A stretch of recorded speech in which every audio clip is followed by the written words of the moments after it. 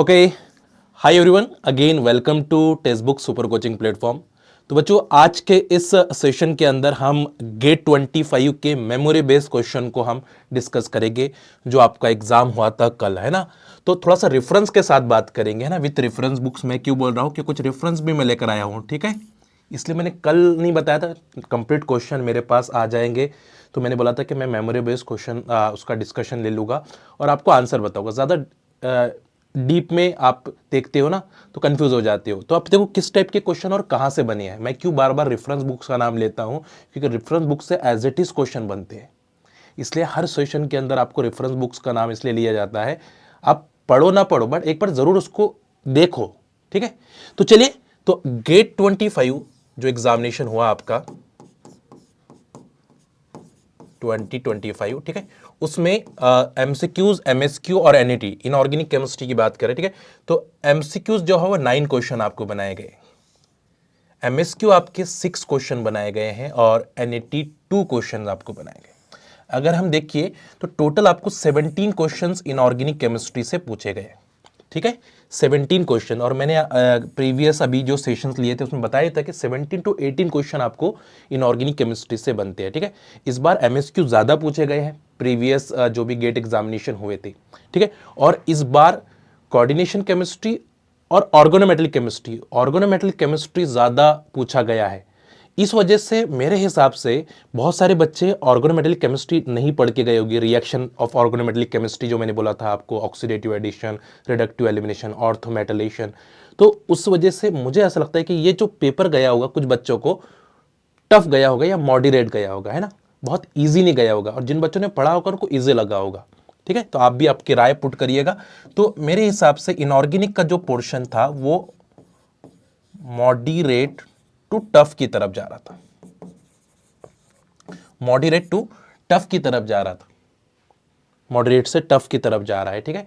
क्योंकि ऑर्गोनोमेटलिक केमिस्ट्री में अच्छे रिएक्शन पूछे गए हैं, यानी 1 मार्क्स वाले क्वेश्चन तो इजी थे, बट जैसे 2 मार्क्स में आप जाते हो तो वहां पे आपको थोड़ा सा टफनेस देखने के लिए मिला है। तो चलिए स्टार्ट करते हैं, ज्यादा टाइम ना गवाएं, विथ रेफरेंस बात करेंगे, ठीक है, ताकि आप लोगों में भी कॉन्फिडेंस फील हो पाए और आने वाले जो नेट एग्जामिनेशन है उसको भी आप अच्छे से कर पाए, ठीक है। हमेशा ध्यान में रखिए, रिलैक्स माइंड के साथ हमेशा काम आपको करना है। चलिए आगे बढ़ते हैं।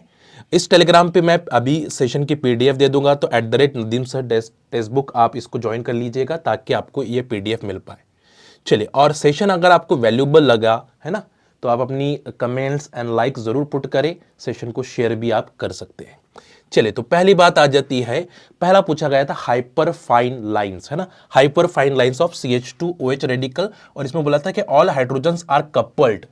क्या बोला गया था? All hydrogen. और हमें पता है कि जब भी हम ESR लाइंस निकालते हैं, नंबर ऑफ लाइंस हम निकालते हैं, तो हमारा जो फॉर्मूला होता है वो 2Ni+1 होता है, ठीक है। ये फॉर्मूला हम यूज करते हैं। N का मतलब है नंबर ऑफ न्यूक्लियस पार्टिसिपेट।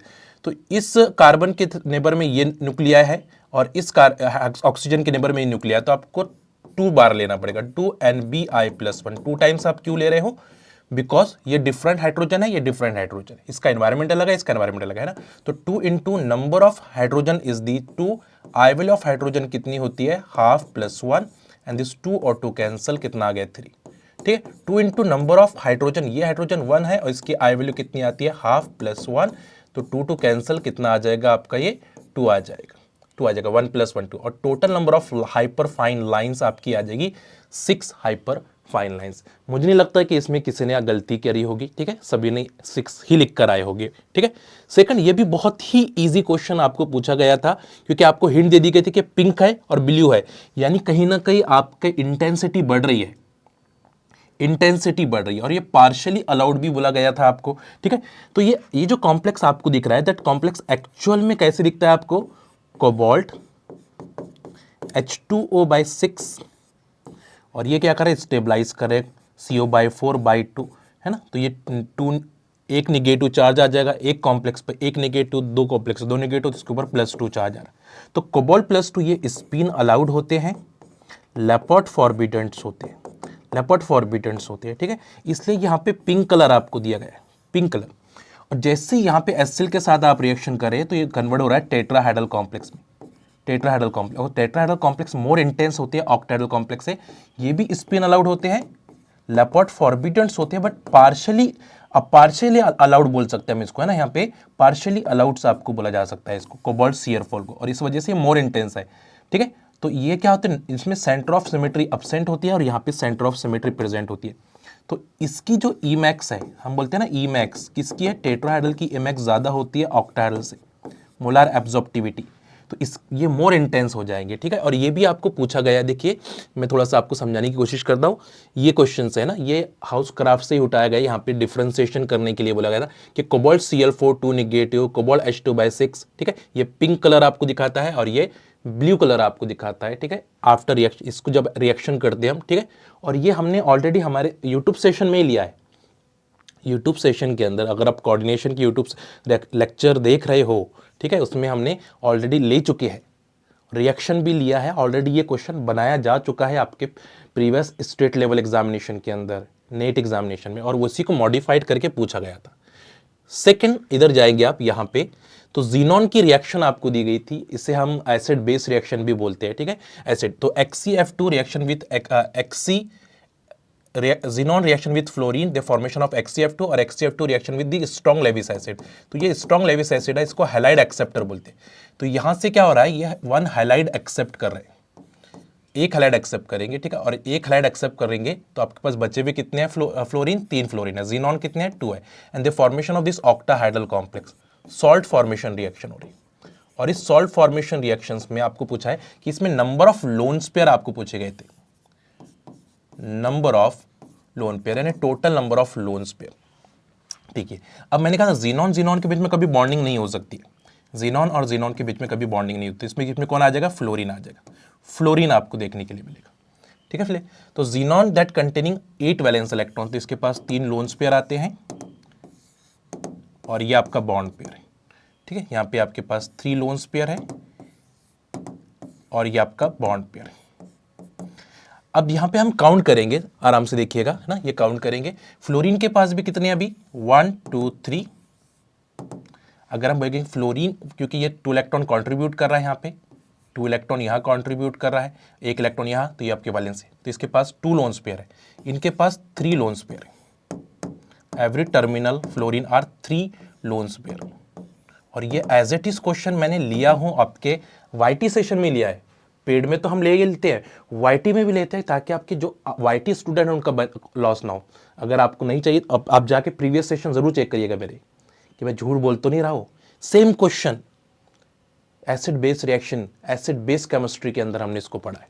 ठीक है, तो total number of loans pair कितने आ जाएंगे, 1 2 3 4 5 6 7 8 9 10 11 12 13 14। तो नंबर ऑफ लोन्स पेयर आ रही है 14, तो कितनी आ जाएंगे, आंसर इज दी 14। तो number of loans pair is 14, और इसका भी रेफरेंस आपके सामने ये रहा।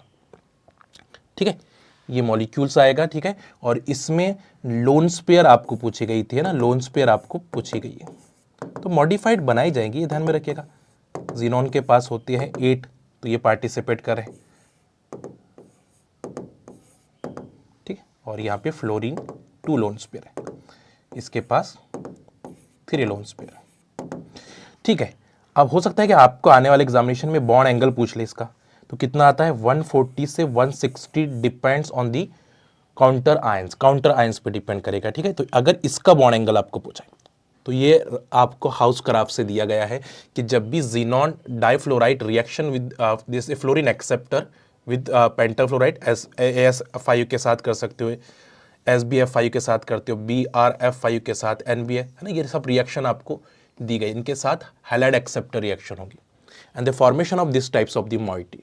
बट अगर आप 2:1 लेते हो, है ना, तो ये फॉर्मेशन हो, ये 1:1 के लिए ये फॉर्मेशन होगा, 2:1 के लिए ये फॉर्मेशन होगा। आपको 2:1 दिया था इसलिए ये फॉर्मेशन हुआ, 1:1 होता तो ये फॉर्मेशन होता था, 1:1 ये फॉर्मेशन, 2:1 ये फॉर्मेशन हो जो अभी हमने किया है। ठीक है, और 1:2 आपको देता था तो फिर ये फॉर्मेशन होता। तो आने वाले एग्जामिनेशन में रेशो आपको चेंज कर देगा। यहाँ पे क्या दिया गया था, ये आपको 2 दिए गए थे और ये आपको 1 दिया गया था, है ना, तो यहाँ पे 1:2 था, इसलिए ये ऑप्शन आ गया, ये ऑप्शन आपको दिख रहा है 1:2, है ना, 2:1 के लिए, 1:1 के लिए ये मिल जाता था। और 1:2 आपको यहाँ पे दिया है ना, तो ये आपका चेंज हो जाएगा फिर। तो ये देखो इस टाइप के भी क्वेश्चन आपको बनाए जा रहे हैं और आने वाले नेट में भी आपको इस टाइप के क्वेश्चन पूछे जा सकते हैं। ठीक है, कोई बात नहीं, आगे बढ़ेंगे। टेम्परेचर डिपेंडेंट मैग्नेटिक मोमेंट पूछी गई थी, जिस जहां पे भी अगर आपको spin orbital coupling constant given है, हिंट सबसे बड़ी है कि spin orbital coupling constant given है, तो हम यहां पे कौन सा फॉर्मूला यूज करते हैं, तो mu effect and magnetic moment, spin only की magnetic moment 1 minus alpha lambda divided by delta octahedral, क्योंकि आपके पास हिंट दी गई है कि डेल्टा ऑक्टाहेड्रल भी है और स्पिन ऑर्बिटल कपलिंग भी दी गई है। ठीक है, क्रोमियम H2SX 3 पॉजिटिव जो होते हैं, इनका जो ग्राउंड टर्म्स आता है वो A2G आता है, कितना 4A2G, और जब भी A आता है ground term alpha is equal to 4 आएगी, और ग्राउंड टर्म्स अगर E आता है तो अल्फा इज इक्वल टू 2 आते हैं। ठीक है, तो आपको यहाँ पे पुट करना पड़ता है। 3 अनपेड इलेक्ट्रॉन्स है आपके पास, तो स्पिन ऑनली मैग्नेटिक मोमेंट 3.87 आ जाएगी।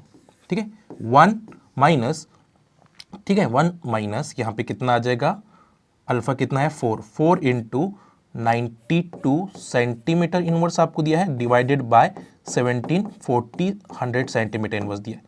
ये इस टाइप से आपको कैलकुलेट करना था। ठीक, इस टाइप से आपको कैलकुलेट, तो आपका जो आंसर आएगा after calculation, this one is दी 3, ये आ जाएगा लेस देन, क्योंकि स्पिन ऑनली से कम आएगा। स्पिन ऑनली से कम क्यों आएगा मैं बताने की कोशिश करूंगा कि वाई स्पिन ऑनली से कम आएगा, यानी यहां पे आ जाएगा 3.6 to 3.7,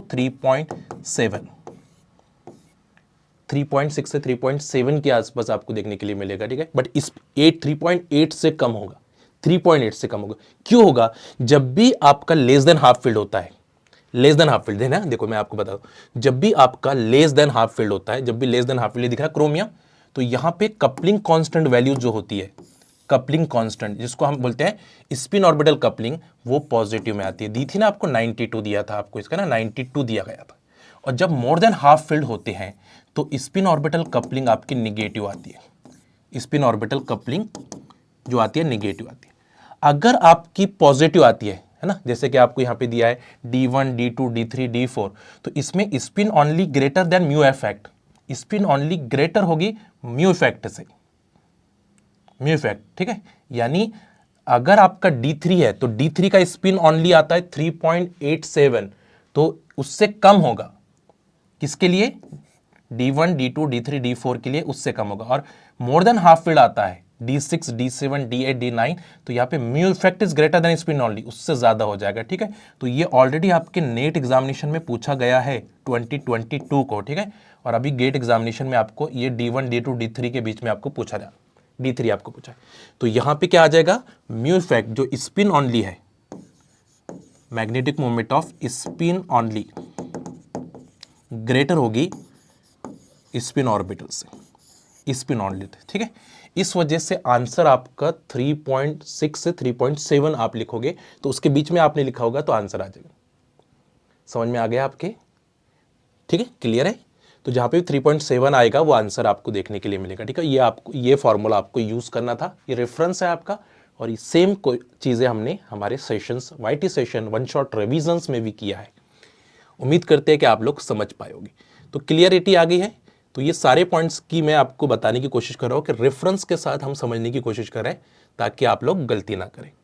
next point, similar structure, ये आपको इसमें क्या आंसर आ सकता है? ठीक है, तो similar structure of diborane, diborane का स्ट्रक्चर सभी लोग जानते हैं कि डाइबोरेन के पास, ठीक है, डाइबोरेन के पास 2 ब्रिजिंग और 4 टर्मिनल्स है। ठीक है, इसका स्ट्रक्चर जब बढ़ाते हो तो यहां पे एक Cl बॉन्ड्स आते हैं, डबल बॉन्ड्स हो, डबल बॉन्ड्स हो, डबल बॉन्ड्स हो, और यहां पे इस टाइप का आपको देखने के लिए मिलता है। ठीक है, और यहां पे यहां पे क्या आ जाता है, आपको इस टाइप से अरेंजमेंट आता है, oxygen attach to Cl, double bonds हो, डबल बॉन्ड। एक क्लोरीन की ऑक्सीडेशन +5 होती है और एक क्लोरीन की +7 आती है। तो ये स्ट्रक्चर तो सेम नहीं करेगा डाइबोरेन से। ठीक है, I2Cl का कर सकता है बट आइसो स्ट्रक्चर नहीं है, आइसो स्ट्रक्चर नहीं है। अगर ये MSQ क्वेश्चन होगा, है ना, MSQ क्वेश्चन आपको दिया जाए तो पॉसिबिलिटी सिमिलर स्ट्रक्चर का मतलब है आइसो स्ट्रक्चर। तो मेरे हिसाब से आइसो स्ट्रक्चर अगर पूछा जाएगा तो डाइबोरेन का Al2Cl6 ही आइसो स्ट्रक्चर आएगा, क्योंकि यहाँ पे 2 लोन पेयर आ जाते हैं और ये ऑक्टाहेड्रल बन जाता है, ठीक है। और ये sp3, यहाँ पे एल्यूमिनियम sp3 हाइब्रिडाइजेशन है, यहाँ पे भी बोरॉन sp3 हाइब्रिडाइजेशन है, ठीक है। और यहाँ पे सिलिकॉन और सिलिकॉन के अंदर बॉन्डिंग होती है और उसके साथ साथ आपकी अरेंजमेंट होती है। तो ये तो डाइबोरेन के जैसे बिहेव नहीं करेगा, बिकॉज सिलिकॉन सिलिकॉन बॉन्डिंग आपको देखने के लिए मिलेगी, ठीक है। तो आइसोस्ट्रक्चर वर्ड अगर आता था तो हम तो 100% इसी को बोलते थे, ठीक है। सिमिलर स्ट्रक्चर में ये भी आ सकता है, ये भी आ सकता है, बट मेरे हिसाब से आपको ऑप्शन ये दिया जाएगा, क्योंकि इसमें 2 लोन पेयर है, ये 2 लोन पेयर है और बाकी के 4 बॉन्ड्स पेयर है, और sp3 डिहाइब्रिडाइजेशन के अंदर आपको दिख रहा है। तो correct option will be D होना चाहिए। सेम स्ट्रक्चर है, तो इसका जो स्ट्रक्चर है वो सिमिलर स्ट्रक्चर है। एल्यूमिनियम और एल्यूमिनियम क्लोरीन ये आपका रिजेंबल करेगा, ठीक है। तो D option is more correct, ठीक है, मोर करेक्ट। और एमएसक्यू हो सकता है तो पॉसिबिलिटी है इसको भी दे दे, है ना, बट आई थिंक इसको इसलिए नहीं देगा कि डिस्टॉर्टेड है। मैंने आपको इससे पहले एक सेशन लिया था, उसमें बता चुका था कि ये डिस्टॉर्टेड फॉर्म है, अलग है, तो ये आइसोस्ट्रक्चर नहीं होगा, है ना। तो करेक्ट ऑप्शन आपका डी ही आना चाहिए। एमएसक्यू भी दिया तो फिर भी डी ही जिन्होंने चूज किया होगा उनका आंसर, यानी उनको मार्क्स मिल जाएंगे। नेक्स्ट कोऑर्डिनेशन केमिस्ट्री की अगर हम बात करते हैं, कोऑर्डिनेशन केमिस्ट्री, तो कोऑर्डिनेशन केमिस्ट्री में निकिल के ऑर्बिटल डायग्राम आपको पूछी गई है। निकिल जो होते हैं, nickel is which oxidation state, +2 oxidation state, electronic configuration is D8। और हमने बताया था कि D8 के अंदर होल फॉर्मेशन होता है, 1 2 3 4 5 6 7 8, यहां से इलेक्ट्रॉन जाएगा तो होल बनेगा। तो hole formation is similar to octahedral, hole formation similar to octahedral है तो ग्राउंड टर्म्स में आ जाते हैं A2G। अनपेड इलेक्ट्रॉन्स 2 है तो मल्टीप्लिसिटी 3।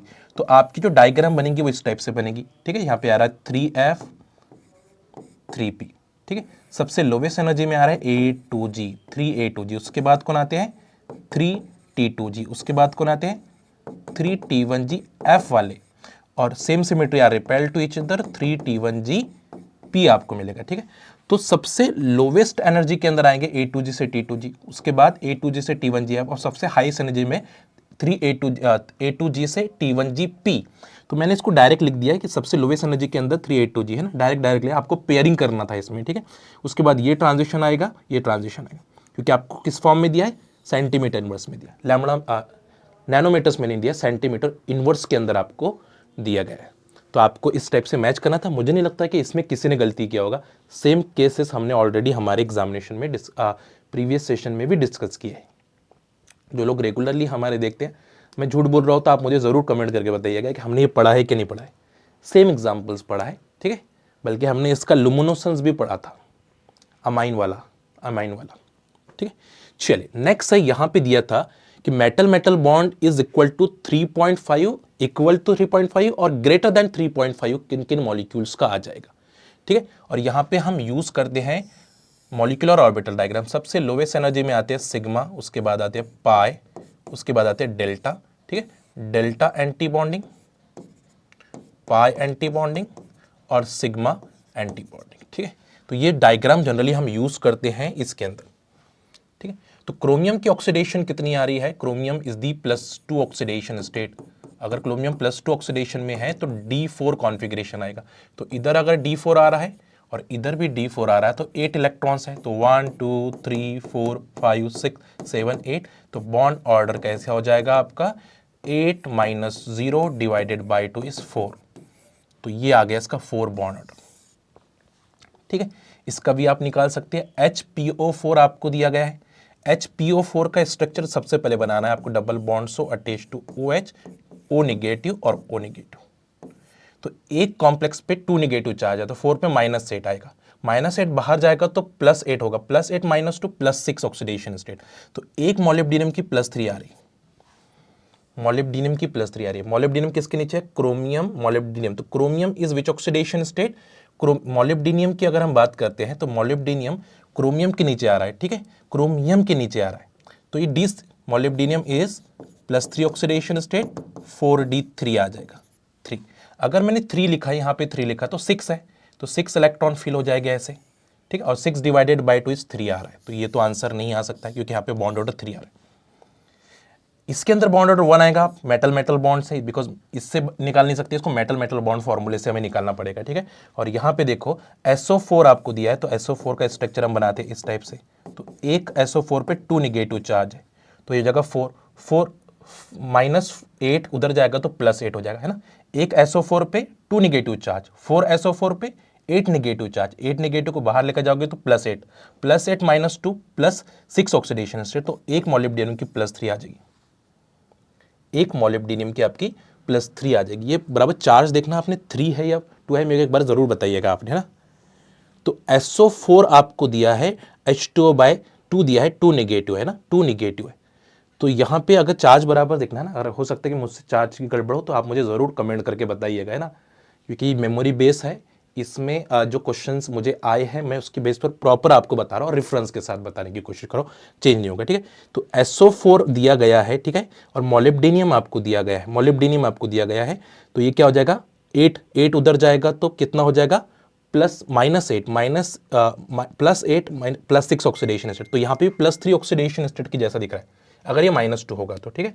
तो +3 है, इसका मतलब यहाँ पे अगर -4 होगा तो चेंज हो जाएगा ना, -4 होगा तो फिर अगर -4 आता है, एक बार आपने क्रॉस चेक करके मुझे कमेंट करके ज़रूर बताइएगा कि यहाँ पे -4 है तो आपका 3.5 आ जाएगा, और अगर -2 है तो 3 आ जा रहा है फिर, क्योंकि D3 कॉन्फ़िगरेशन में आ रहा है, D3 क्रोमियम मोलिब्डेनम टंगस्टन, ठीक है। तो ये 3 भी आ सकता है, ठीक है। एक बार कमेंट करके ज़रूर बताइएगा, मुझे ये क्वेश्चन आया तो मैंने आपको बताने की कोशिश की।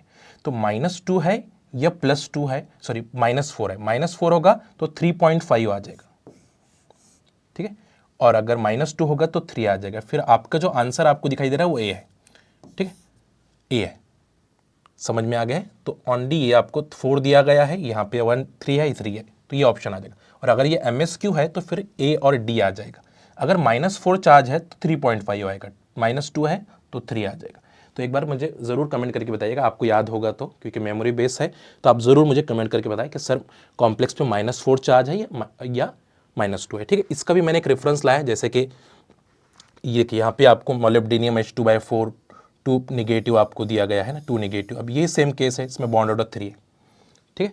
मोलिब्डेनियम SO4 3 निगेटिव आएगा, 3 निगेटिव आएगा तो 3.5 होगा, 3 निगेटिव आएगा तो 3.5 आएगा, ठीक है। 4 निगेटिव आएगा तो 4 आ जाएगा, ठीक है। तो इन दोनों में से कौन सा है, ये 3 -3 है या -2 है, मुझे कमेंट करके जरूर बताएं। मेरे हिसाब से -3 होगा, कि -2 वाला तो रेफरेंस में भी नहीं दिया है, तो आई थिंक ये जो ऑप्शन है वो -3 आएगा यहाँ पे, है ना, -3 आ जाएगा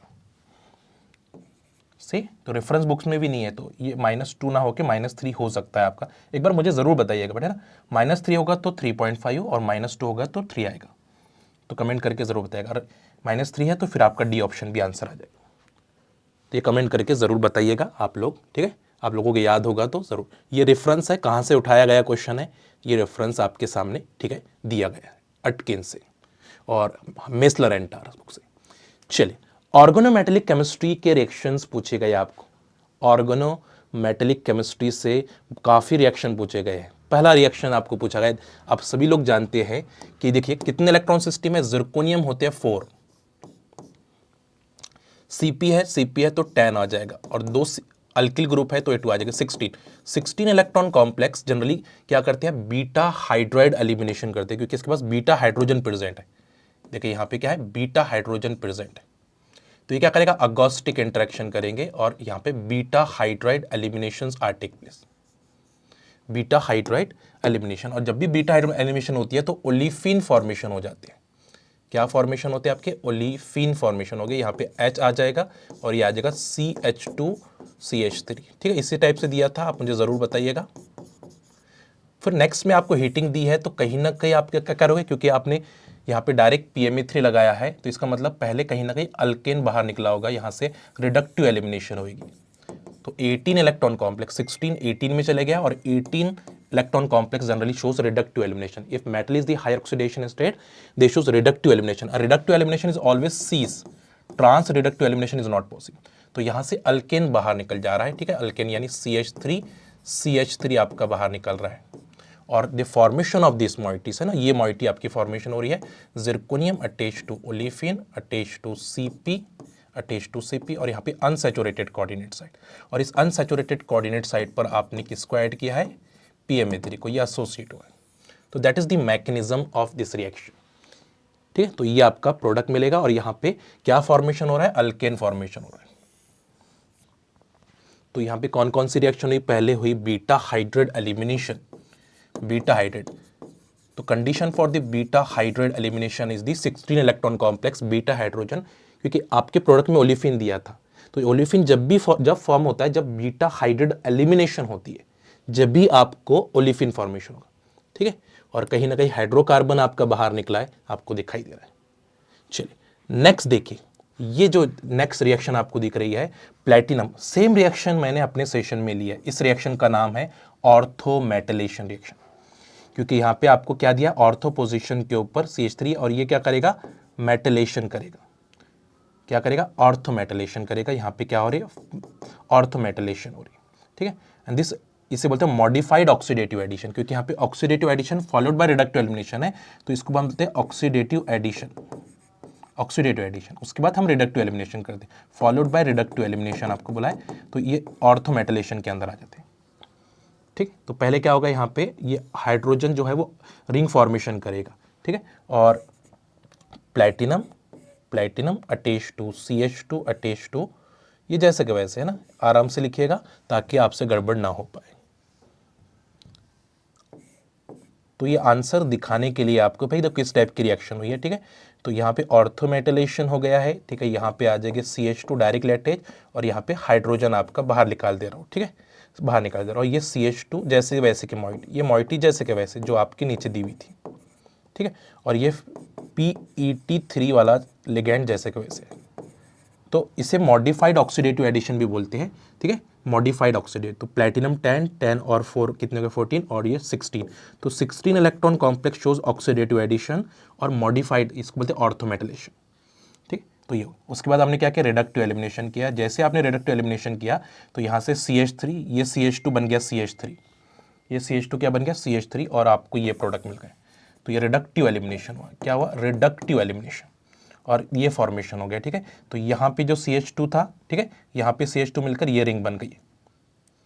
तो ये क्या हो गया, पहले हो गई आपकी ऑक्सीडेटिव एडिशन, और फॉलोड बाय रिडक्टिव एलिमिनेशन, इसको बोलते हैं फॉलोड बाय रिडक्टिव एलिमिनेशन। तो oxidative addition followed by reductive elimination, ये प्रोडक्ट आपको दिखाई देंगे। चेक योर आंसर, है ना, आराम से देख लीजिएगा, सभी लोग अपने आंसर्स को जरूर चेकआउट करेंगे। चलिए ठीक है, इसका रेफरेंस भी मैं आपके सामने रखता हूँ। ठीक है, तो ये दो रिएक्शन ही ऑर्थोमेटलेशन के अंदर आती है, एक आती है इरेडियम वाली और एक आती है प्लैटिनम वाली। एक है इरेडियम वाली, ठीक है, ये ऑलरेडी नेट के एग्जामिनेशन में भी पूछी गई है आपको। ठीक है, और यहाँ पे इस टाइप की रिंग बनती है ना, यहाँ से ये हो गया ऑक्सीडेटिव एडिशन ओनली, और इसका रिडक्टिव एलिमिनेशन भी कर सकते हैं। अगर आपने इसको हीट किया तो ये रिडक्टिव एलिमिनेशन करेगा। ठीक है, यहाँ से H और Cl बाहर निकल जाएंगे। अगर पहले आइसोमराइज करना पड़ेगा, है ना, फिर ICl को बाहर निकालना पड़ेगा। ट्रांस होगा तो नहीं निकलेगा, पहले आप आइसोमराइज करोगे इसको हीट करके, तो आइसोमराइज करो, फिर उसके बाद HCl निकाल दो, तो ये रिडक्टिव एलिमिनेशन हो जाएगा, फिर आपका प्रोडक्ट मिल जाएगा, बाहर निकल जाएगा HCl। ठीक है, और वैसे ट्रांस है तो reductive elimination is not possible, आपको पता है। तो ये ओनली ऑर्थोमेटलेशन, तो सेम रिएक्शन है, यही देखो दिया गया आपको, ये मॉइटी आपको CH3 हटा दिया, उसकी जगह पे दूसरी मॉइटी रख दी। सेम ही एग्जाम्पल है, सिर्फ सेम एग्जाम्पल है। क्या किया है कि यहाँ पे एक मॉइटी तो वही है, बट इस मॉइटी को जो CH3 हटा के उसकी जगह पे दूसरी मॉइटी लगा दी गई है, दूसरी मॉइटी लगा दी गई है ना, दूसरी मॉइटी लगा दी। तो यहाँ पे सबसे पहले क्या होगा, ऑक्सीडेटिव ऑर्थोमेटलेशन रिएक्शन हो रही है, ऑर्थोमेटलेशन है ना, ऑर्थो हाइड्रोजन जो होगा वो क्या करेगा, मेटलेशन करेगा। तो यहाँ पे ऑर्थो हाइड्रोजन मेटलेशन कर रहे हैं, इस टाइप की रिंग आपकी बन रही है, इस टाइप की रिंग आपकी बन रही है। ठीक है, तो यहाँ पे इसको अटैच है CH2 जैसे कि वैसे, और यहाँ का जो ऑर्थो हाइड्रोजन है, ऑर्थो हाइड्रोजन देखना आपने, कौन सा हाइड्रोजन, ऑर्थो हाइड्रोजन, ये इंटरेक्शन करेगा पहले तो इस टाइप से, ठीक है, ऑर्थो, उसके बाद यहाँ से CH4 रिडक्टिव एलिमिनेशन होगा। तो यहाँ पे पहले ऑक्सीडेटिव एडिशन हो रही है, फिर फॉलोड बाय रिडक्टिव एलिमिनेशन हो रही है, तो CH4 बाहर निकल रहा है, बट यहाँ पे क्या निकल रहा है, इस टाइप की मॉइटी निकल रही है। ठीक है, तो सेम एग्जाम्पल्स है, और ये कहाँ पे दिया है आपको, मेसलर एंड टार। तो कहने का मतलब यही है बच्चों कि रेफरेंस बुक्स पढ़ने से फायदा होता है, आप यहाँ पे भी होगा आपको और एग्जाम के अंदर भी होगा, और आप जब नेट एग्जाम दोगे उसमें भी फायदा होगा, यानी हर जगह पे फायदा होता है। तो नदीम सर रेफरेंस क्यों बोलते हैं, इसका रीज़न आपको समझ में आ गया कि आप कॉन्फिडेंट होते हो हर क्वेश्चन के ऊपर, आपको ये नहीं रहता कि ये भी हो सकता है, वो भी हो सकता है, ये भी हो सकता है। क्योंकि इनऑर्गेनिक की ब्यूटी है कि इनऑर्गेनिक में ज़्यादा वेरिएशन नहीं है, बस इन्हीं दोनों एग्जाम्पल को मॉडिफाइड कर करके दिया जाएगा, इन्हीं दोनों एग्जाम्पल को बार बार मॉडिफाइड करके दिया जाएगा। ठीक है, इसके PDF में अपने टेलीग्राम के ऊपर ऐड करूंगा @NadimSir-Textbook, आप वहां से ले सकते हैं, अपना रेफरेंस रख सकते हैं। ठीक है, चलिए नेक्स्ट है बाइनऑर्गेनिक का एक ही क्वेश्चन पूछा है, ऑर्गेनोमेटलिक के ज्यादा क्वेश्चन पूछे गए थे, बाइनऑर्गेनिक का एक ही क्वेश्चन पूछा है, cytochrome P450 as it is question हमारे YT सेशन में है, एज इट इज क्वेश्चन। मैंने देखो अभी आपको ये पढ़ाया था, याद है, सेम पेज मैंने क्रॉप करके लेकर आया हूं, है ना, सेम पेज आपको बाइनऑर्गेनिक सेशन में हमने पढ़े हैं। तो ये पूछा गया था, MSQ क्वेश्चन है, कौन कौन बनेगा साइटोक्रोम के अंदर, क्या क्या बनेगा। तो हमें पता है कि Fe+4 ऑक्सीडेशन स्टेट के अंदर आपको ऑक्सीडेन बनते हैं, Fe डबल बॉन्ड O बनेंगे, यानी ये पॉसिबल है। थायोरिंग अटैच होंगी, क्योंकि हमें पता है कि जो साइटोक्रोम P450 होते हैं वो हेम कंटेनिंग यूनिट्स होते हैं, इनके पास हेम यूनिट होते हैं सबसे पहली बात तो। ठीक है, उसके बाद सल्फर ऑफ सिस्टीन रेसिड्यू होती है और वाटर कोऑर्डिनेट होते हैं। ठीक, आयरन की ऑक्सीडेशन पहले +3 ऑक्सीडेशन में होती है। ठीक है, तो Fe थायो प्रेजेंट है, ये भी थायो, इसको बोलते हैं सल्फर है तो इसको हम थायो वर्ड यूज करते हैं। इमिडोजल प्रेजेंट है, नहीं है। मोनो ऑक्सीजनेशन रिएक्शन होती है जब ये RH को काय में कन्वर्ट कर देते हैं ROH के अंदर, मोनो ऑक्सीजनेशन, O2 ऐड करें ना O2, तो इसमें मोनो ऑक्सीजन करते हैं और एक ऑक्सीजन बाहर निकल के वाटर बना देता है, वाटर बना देता है। ठीक है, और सेम चीज आपको यहाँ पे मेंशन की गई है आपके एग्जामिनेशन में। ठीक है, तो RH कन्वर्ट होगा ROH के अंदर, यानी मोनो ऑक्सीजनेशन रिएक्शन। तो cytochrome P450 metal enzyme etch function is mono oxygenation catalyse insertion of oxygen into the CH bonds and aromatic और एलोफेटिक हाइड्रोकार्बन। ठीक है, ये स्ट्रक्चर आपको दिया गया है। ठीक है, ये स्ट्रक्चर, तो यहाँ पे थायोल भी प्रेजेंट है, इमिडाजोल रेसिड्यू नहीं है, थायोल्स प्रेजेंट है, वो भी आपका सही हो गया। और यहाँ पे ये दिया कौन से है, ये बनेगा, है ना, Fe डबल बॉन्ड वो बनेगा आपका इंटरमीडिएट। ठीक है, तो protonation of loss of water molecule leaving the Fe+4 double bond O oxo groups species with porphyrin ring formally radical cations, radical cations. तो ये तीनों भी ऑप्शन आपके सही आ रहे हैं अकॉर्डिंग टू दी रेफरेंस। और ये इमिडाजोल नहीं है, ये एलिमिनेट करो क्योंकि MSQ क्वेश्चन है, तो A, B and D option will be correct option. उम्मीद करते हैं कि आप लोगों को समझ में आएगा। नेक्स्ट MSQ क्वेश्चन है आपका कि आपको वस्का कॉम्प्लेक्स दिया था, वस्का कॉम्प्लेक्स की स्ट्रेचिंग फ्रीक्वेंसी आपको दी गई थी कि भाई 1967 स्ट्रेचिंग फ्रीक्वेंसी है, इससे ग्रेटर किस किस की होगी, इससे ग्रेटर किस किस की होगी। तो हम स्ट्रेचिंग फ्रीक्वेंसी में जो कॉन्सेप्ट यूज करते हैं, कॉन्सेप्ट, जब भी आप स्ट्रेचिंग फ्रीक्वेंसी निकालते हो तो हम कॉन्सेप्ट क्या यूज करते हैं, पहला कॉन्सेप्ट यूज करते हैं charge, charge increases carbonyl stretching frequency will be increases, because charge increase होने से बैक बॉन्डिंग डिक्रीज हो जाती है, पहला कॉन्सेप्ट। सेकंड कॉन्सेप्ट था कि इलेक्ट्रॉन विड्रॉइंग ग्रुप अगर इंक्रीज होंगे तो कार्बोनिल स्ट्रेचिंग फ्रीक्वेंसी भी इंक्रीज होगी, क्योंकि इलेक्ट्रॉन विड्रॉइंग ग्रुप से बैक बॉन्डिंग डिक्रीज हो जाती है। तो अगर ये दो कॉन्सेप्ट भी आपने लगा दिया तो आपका गलत नहीं होता था। ठीक है, चलिए अगर हम समझे इसको, ठीक है, अगर हम इसको समझे, देखिए कि यहां पे आपको 1967 दी है, इसकी ऑक्सीडेशन कितनी होती है, +1 होती है, +1। ठीक है, PPH3 ग्रुप आपके पास है, यहां पे दिया है आपको PPH3 carbonyl PMA3, oxidation state कितनी है, +1 ऑक्सीडेशन स्टेट। ठीक है, PMA3 दिया गया आपको, OMe आपको दिया गया है, OMe है, कंफर्म एक बार चेक करना। ठीक है, OMe आपको दिया गया है। ठीक है, OMe, तो oxygen is more electronegative, oxygen is more electronegative, तो they act as a electron withdrawing, negative inductive effect आपको दिखा सकता है।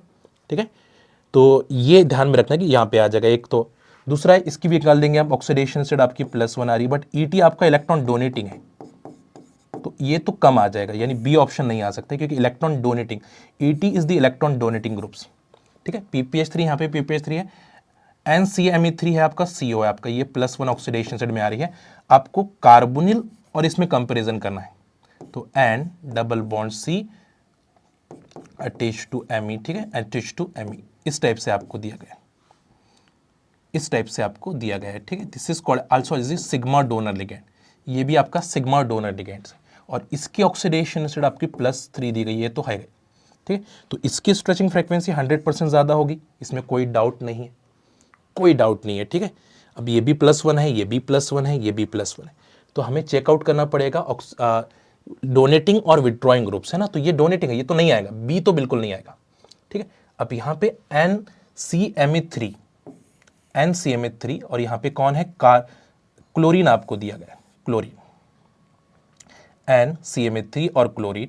तो ये मेटल की इलेक्ट्रोनिगेटिविटी, सॉरी नाइट्रोजन की इलेक्ट्रोनिटी ज़्यादा है, डोनेटिंग ग्रुप करके नहीं, जस्ट लाइक विड्रॉइंग करके एक्ट होगा, विड्रॉइंग करके एक्ट होगा, तो इसकी स्ट्रेचिंग फ्रीक्वेंसी ज़्यादा आ जाएगी, because they also act as a withdrawing groups, ठीक है।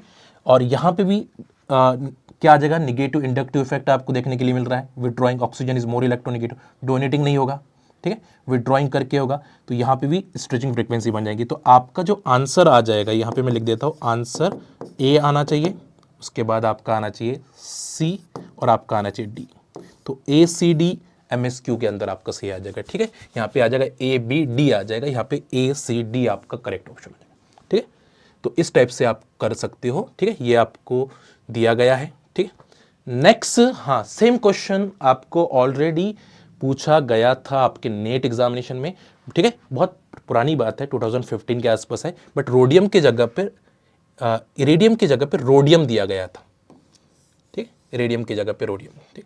और यहाँ पे ओलिफिन आपको दिया गया है, रूम टेम्परेचर पे क्या हो जाता है, 1H1 NMR सिग्नल मिलता है, और बिलो रूम टेम्परेचर पे 2H1 NMR सिग्नल मिलता है। तो बिलो रूम टेम्परेचर पे ये तो सेम है, ये B हो जाएगा, ठीक है, B हो जाएगा, ये A और A हो जाएगा, ये B और B हो जाएगा, बिलो रूम टेम्परेचर। तो लो टेम्परेचर पे 2H1 NMR, और जैसी टेम्परेचर बढ़ाते हो तो H1 NMR सिग्नल।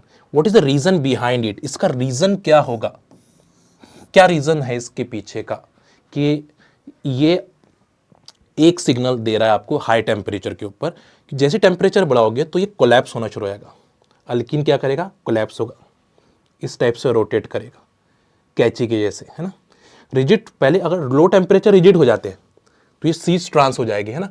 तो ये इस एक दूसरे के ट्रांस है, ये एक दूसरे सीस है, तो दो सिग्नल्स आपको मिल रहे हैं। बट जैसे आप टेम्परेचर बनाते हो तो ये कोलैप्स हो जाते हैं, कोलैप्स हो जाएंगे ना। तो जहाँ पे भी अल्कीन कोलैप्स वाला ऑप्शन आपके सामने था कि टेम्परेचर बढ़ाने की वजह से जो टर्मिनल हाइड्रोजन है वो कोलैप्स हो जाएगी, कोलैप्स हो जा रहा है, ठीक है, because of the non rigidity, तो वही आंसर आपका आने वाला है, ठीक है। तो इसका रीजन आपको बताना है कि भाई हाई टेम्परेचर में कोलैप्स हो जाते हैं, लो टेम्परेचर में रिजिड हो जाते हैं, ठीक है। सेम एग्जांपल ये दी गई है आपको यहाँ पे हाउस क्राफ्ट रेफरेंस बुक्स के अंदर आपको दी गई थी। यही अल्कीन है, हेप्टासिटी 2 अल्कीन्स आपको दिया है, इसके बारे में आपको बताना था भाई कि लो टेम्परेचर और रूम टेम्परेचर और बिलो रूम टेम्परेचर पे इसका क्या नेचर होने वाला है, यही है ना, सेम इजी है। बट यहाँ पे रोडियम है, वहाँ पे रेडियम था, इतना ही डिफरेंस है, ठीक है, सेम एग्जाम्पल्स है। तो जैसे ही आप बिलो रूम टेम्परेचर करते हैं तो 2 सिग्नल्स मिलते हैं, जैसे टेम्परेचर बढ़ाते हैं तो 1 सिग्नल्स मिलते हैं। तो ये किस वजह से, क्योंकि जो हाइड्रोजन है आपकी, ये दिया गया ना आपको H1 H2 H3 H4, तो ये एक दूसरे के ट्रांस है, एक दूसरे के सीस है, तो लो टेम्परेचर पे 2 सिग्नल दिख रहे हैं, और जैसे ही आप इसको रोटेट कर रहे हो, ठीक है, तो ऑल इन्वायरमेंट आर सेम और only 1H1 NMR signal is observe. तो किस वजह से, कोलैप्स होने की वजह से, बिकॉज ऑफ द कोलैप्स, है ना, ये जरूर ध्यान में रखिएगा। तो ये भी आपको मेंशन किया गया है, NMR सेम है, रोटेशन की वजह से, रोटेट की वजह से, है ना। तो आपको बताना पड़ेगा किसकी वजह से हो रहा है, ligand rotate about the metal ligand coordinated bonds. तो अल्कीन क्या हो रहा है आपके, रोटेट हो रहे हैं, तो जहाँ पे रोटेट वाला ऑप्शन होगा वो आपका करेक्ट होने वाला है। उम्मीद करते हैं कि आप लोग समझ पा रहे होंगे। And the last one is the borazine की प्रिपरेशन आपको पूछी गई थी, बोराजीन की प्रिपरेशन आपको पूछी गई थी। तो ये डायरेक्ट प्रिपरेशन है ना, डायरेक्ट प्रिपरेशन है आपका कि बोरॉन क्या करेंगे, बोरॉन के नेबर में कौन है, BH4 है, ठीक है, नाइट्रोजन के नेबर में कौन है, H4 है।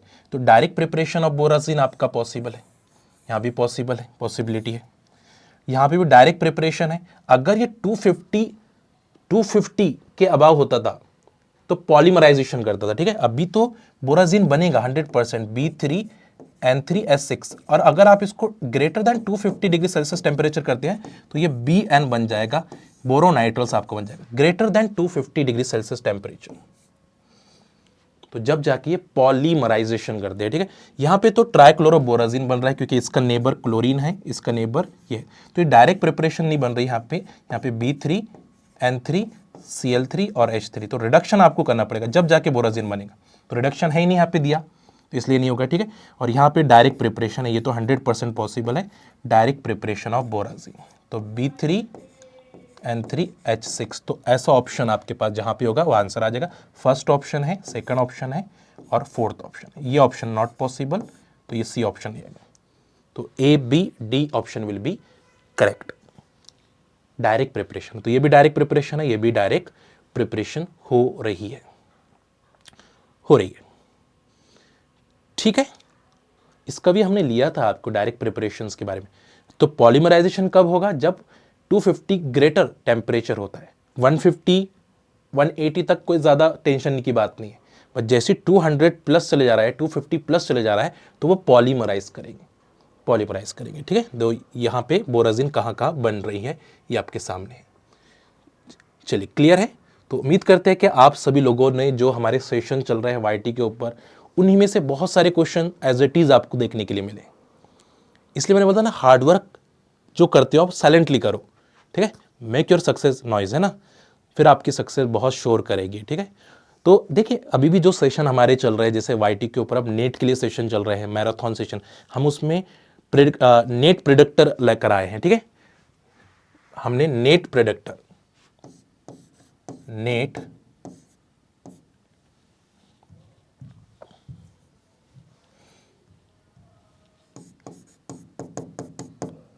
JRF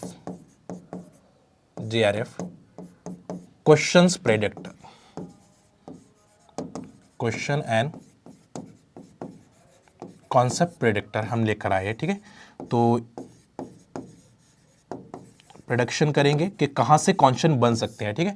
और उम्मीद करते हैं कि यहाँ से अगर 50% भी हमारा प्रेडिक्शन सही हो गया तो आपका तो निकल के नहीं है बाहर, ठीक है। उससे ज़्यादा ही होगा, बट हम कम से कम लेकर चल रहे हैं भाई, नहीं चलो 50% मिनिमम हो जाए तो सारे बच्चों को फ़ायदा हो जाए। इसलिए आप सभी सेशन जो लगे हैं अभी हमारे, है ना, वाईटी के ऊपर, उसको बिल्कुल आपको इग्नोर नहीं करना है, क्योंकि अगर आप इन जो भी सेशन देख रहे थे इनको पता है, आप लोग कमेंट करके बताइएगा कि आपको हमारे सेशन से फ़ायदा हुआ है क्या नहीं हुआ है ना, आपको चीज़ें अंडरस्टैंड हुई क्या नहीं हुई, यहाँ पे जो आई है सिर्फ मॉडिफाइड होगा। मैं हमेशा वर्ड यूज़ करता हूँ कि मॉडिफाइड होकर ही बनेगा, तो मॉडिफाइड क्वेश्चंस तो ज़रूर पूछे जाएंगे, ठीक है। 25 Feb शार्प 5 PM हम लेकर आ रहे हैं एक वर्कशॉप, जिसमें 10 इंपॉर्टेंट जो मिस्टेक्स अवॉइड कर सकते हो आप CSR नेट के अंदर, क्योंकि सबसे इंपॉर्टेंट है आप करना क्या है, उसके अंदर करना क्या नहीं, एग्जाम के अंदर आपको क्या करना है, टाइम मैनेजमेंट कैसे करना है, नेगेटिव मार्किंग को अवॉइड कैसे करना है, ठीक है, क्वेश्चन को सॉल्व कैसे करना है, कौन से पार्ट को पहले स्टार्ट करना है, ये सब आपको मिलेगा। फ्री रजिस्ट्रेशन है, लिंक डिस्क्रिप्शन में गिवन है, आप जाके जरूर चेकआउट करिए, ठीक है, लिंक डिस्क्रिप्शन। सेकेंड है, और 19 Feb को एक इंपॉर्टेंट सेशन आपके लिए होना है, एक सरप्राइज है आप सभी एस्पिरेंट के लिए, तो सभी लोग जुड़िएगा 5 PM के अंदर, नोट करके रख ले, रिमाइंडर करके, ठीक है, सभी लोगों को जुड़ना है।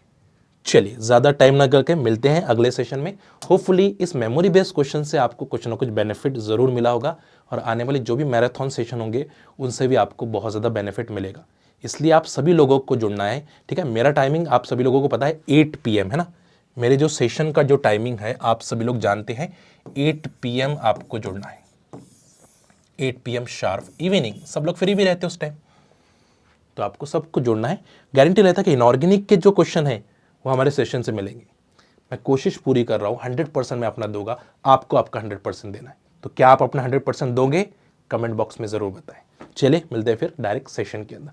आज शाम शार्प 6 PM से स्टार्ट होगा, 12 PM तक आपका mega marathon. 6 PM organic, 8 PM inorganic, ठीक है, आपका होने वाला है। चलिए, मिलते हैं फिर, बाय बाय, टेक केयर।